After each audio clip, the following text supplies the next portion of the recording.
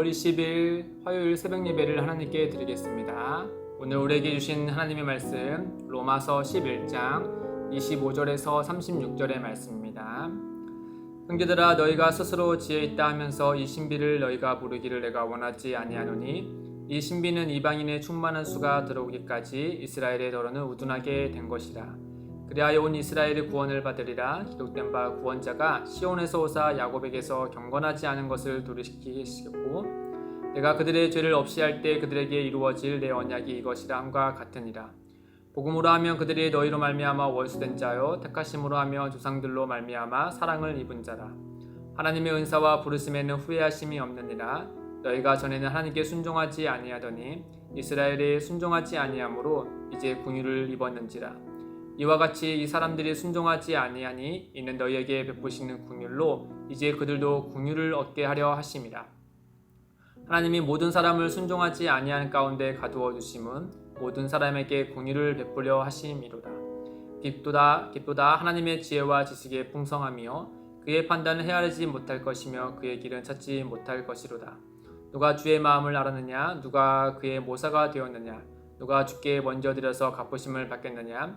이는 만물이 주에게서 나오고 주로 말미암고 주에게로 돌아감이라. 그에게 영광이 세세에 있을지어다. 아멘.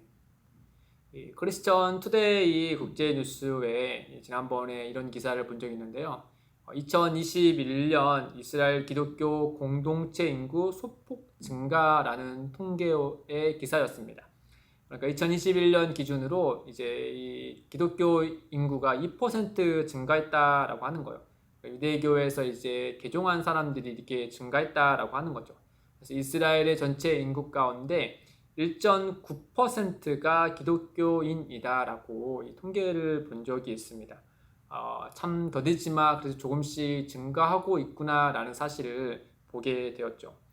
올해 3월에 이스라엘 총리가 트위터에 이런 글을 옮겼다라고 해요. 어떤 당원들이 기독교 개종자들을 이제 1년 징역형으로 처벌을 하는 조항에 이 법안을 올렸는데 이를 이제 공개적으로 거부한다, 반대한다라는 메시지였다라고 해요. 이 메시지가 물론 정치적인 이유로 이제 올렸겠죠. 이와 같은 이스라엘의 상황을 좀 바깥에서 기사를 통해서 이제 보게 되면 참 그 유대인들에게 다시금 복음을 전한다라는 것이 정말 어렵구나. 현재도 이렇게 어려운데 당시에는 얼마나 더 어려웠을까? 이 바울이 있던 그 당시에 말이죠. 그럼에도 불구하고 또 한편으로는 이들이 이렇게 법으로까지 이것을 막으려 하는 것을 볼 때면 어쩌면 이 복음의 길이 조금 더 열리고 있는 하나의 신호로 보여지는 것이 아닐까라는 또 생각도 하게 됐습니다.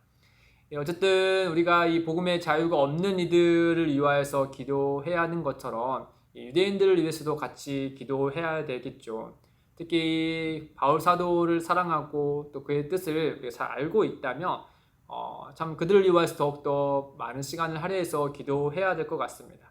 로마서만 보더라도 무려 9장에서 11장 3장이 걸쳐서 자신의 동포인 유대인들을 위하여서 이 바울의 간절한 마음을 담아두지 않았습니까? 이 모습을 본다면 우리는 그들을 위해서도 같이 기도해야 될 것입니다. 그런 맥락에서 오늘 말씀을 보면 이 바울은 이 이방인과 유대인들의 이들 가운데 하나님의 역사하시는 그 신비한 일들을 계속해서 설명하면서 이제 마지막 부분으로 같이 이 설명을 좀 더 부연해서 말씀하고 있어요. 25절에 보면은 이 바울은 형제들아 라고 부릅니다. 이 형제들은 유대인과 또 이방인들 모두를 가리키는 것이죠. 그리고 그들에게 이 신비를 알기를 원한다 라고 말씀하고 있어요. 이 신비는 이제 25절부터 이후에 나와 있는 그 신비고 그리고 9장부터 11장 앞에까지 지금 계속해서 바울이 반복하고 있는 부분이에요. 한마디로 말하면은 이 유대인들의 이런 부정적인 결과로 말미암아 이방인들이 긍정적인 결과를 얻게 되지 않았습니까? 그리고 그 이방인들이 긍정적인 결과를 얻은 것과 같이 훗날에 유대인들도 그 긍정적인 결과를 얻게 될 것이다 라는 논리를 계속해서 이어가고 있는 거죠. 그러니까 이방인의 죄인이었을 때 유대인들에 의해서 복음을 듣지 않았습니까? 그리고 이제 복음으로 말미암아 이방인들이 구원을 입었죠. 그러나 유대인들은 그 구원을 입지 못했습니다.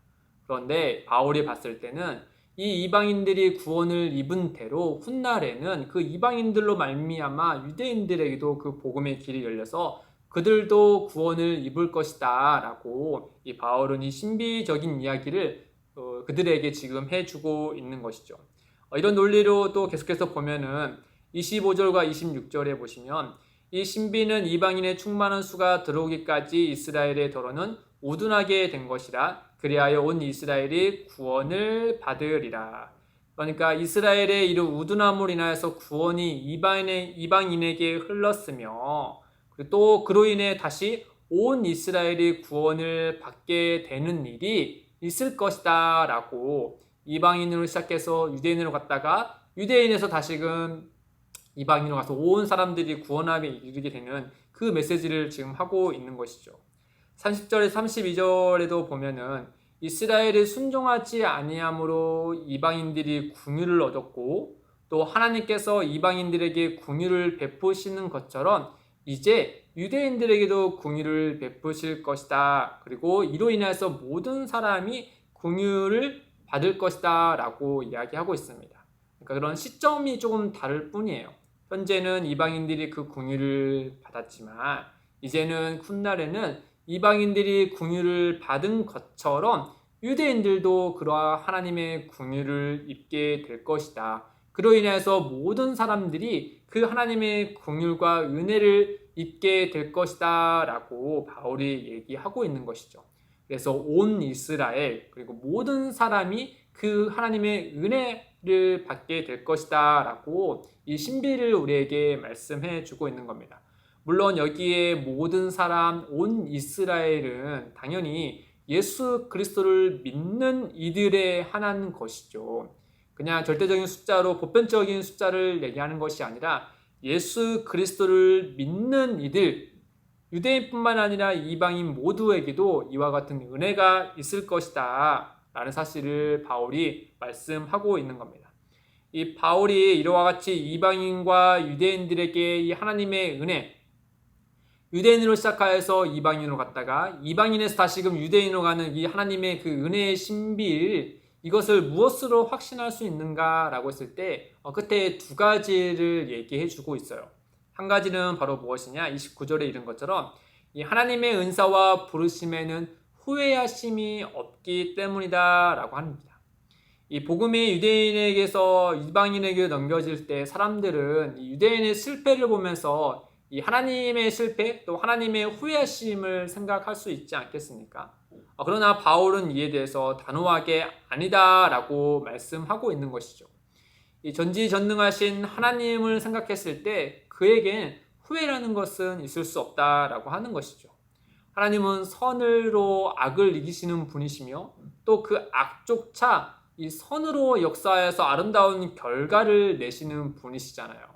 비록 지금의 눈으로는 유대인들이 그 복음을 적대하는 것처럼 보이지만 그로 인하여서 이방인들이 긍휼을 입지 않았느냐.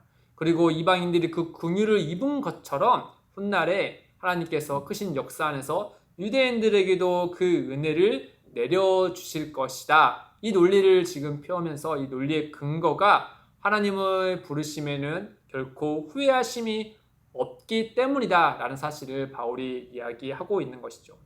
그리고 두 번째로 확신할 수 있는 근거는 바로 무엇이냐? 하나님의 긍휼하심을 이야기합니다. 이 불순종한 이방인들이 회개함으로 하나님의 긍휼을 받은 것처럼 이 훗날의 유대인들도 하나님의 긍휼하심을 받게 될 것이다 라고 하는 것이죠. 출애굽기 34장 6절에 여호와 하나님께서 직접 이렇게 본인을 말씀하시지 않았습니까? 여호와께서 그의 앞으로 지나시며 선포하시되 여호와라 여호와라 자비롭고 은혜롭고 노하기를 더디하고 인자와 진실이 많은 하나님이라. 바울은 이와 같은 하나님을 알고 그 하나님을 확신했기 때문에 지금 당장의 눈에는 그 유대인들이 이 복음을 적대하고 그 복음의 은혜를 입지 못할 것 같고 하나님의 실패작처럼 보여지지만 이 하나님의 긍휼하심과 그의 부르심에 후회하심이 없다는 사실을 안 바울은 결코 그렇지 않다라고 하며 이 신비를 우리에게 이야기하고 있는 것이죠. 그리고 이후에 그 깊고다 하나님의 지혜와 또 그 은혜를 찬양하는 바울의 모습을 볼 수 있습니다. 사랑하는 성도 여러분, 이 긍휼이 많으신 하나님께서 우리에게 주신 그 은사와 부르심에는 결코 후회하심이 없습니다. 예나 지금이나 영원토록 말이죠. 이는 우리에게 큰 위로와 용기를 갖게 합니다. 이 하나님의 원수와 같이 된 유대인들임에도 불구하고 하나님은 그들을 결코 포기하지 않으시고 그들에게 은혜를 베푸신다라고 말씀하고 있지 않습니까?